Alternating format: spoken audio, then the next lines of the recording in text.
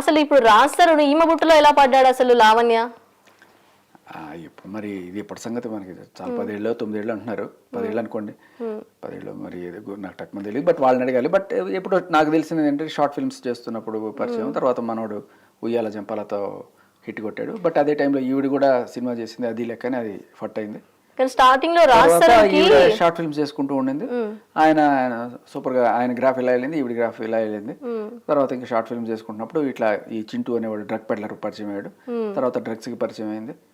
తర్వాత ఈవిడే తర్వాత డ్రగ్ పెడ్లర్ గా మారడం, తర్వాత ఆ చింటూ అనేవాడు మస్తాన్ సాయిని పరిచయం చేయడం. మస్తాన్ సాయి పరిచయం అయిన తర్వాత కంప్లీట్ గా బ్రేకప్ అయిపోయి మస్తాన్ సాయితో ఉండడం. తర్వాత ఏదో గొడవ మస్తాన్ సాయితో ఇది అయిపోయిన తర్వాత ఇప్పుడు మళ్ళీ నాకు నువ్వు కావాలన్నావు. నీకు గుర్తు రావట్లేదా? ఇదే గుర్తొస్తుందా? ఈ మస్తాన్ సాయి ఈ 9 ఏళ్ళు గుర్తు రావట్లేదా? అంటే 9 ఏళ్ళు కాదు, నువ్వు 20 ఏళ్ళు ఉండు. సడన్ గా ఒక సంవత్సరం వేరే వాడితో ఉన్నప్పుడు ఈయన కూడా మూవ్ అయిపోతాడు. లేకపోతే కొంతమంది డైజెస్ట్ చేసుకోలేరు కదా. శేఖర్ గారు నాకు డౌట్, ఫస్ట్ స్టార్టింగ్ లో ఉన్నప్పుడు ఈమె షార్ట్ ఫిలిమ్స్ వీళ్ళ తీసేటప్పుడు అసలు ఒక సింగిల్ రూపీ కూడా రాజ్ తరుణ్ దగ్గర లేకపోతే ఈమె 70 లక్షలు పే చేశాను దగ్గర ప్రూఫ్స్ ఉన్నాయని చెప్పి వాళ్ళ పేరెంట్స్ కూడా వచ్చి మేము హెల్ప్ చేశామని మాట్లాడుతున్నారు మీడియా ముందు. మరి అది ఎంతవరకు నిజం అంటారు? ఇప్పుడు పాయింట్ ఏంటి? దానివల్ల ఆ డబ్బులు కావాలంటే తీసుకోవచ్చు ఒకవేళ ప్రూఫ్ చూపిస్తే, లేకపోతే దానికి వడ్డీతో కూడా తీసుకోవచ్చు ఒకవేళ ప్రూఫ్ చూపిస్తే. కానీ that doesn't mean Raj Tarun ఏమైనా పెళ్లి చేసుకోవాలి, అంతే కదా.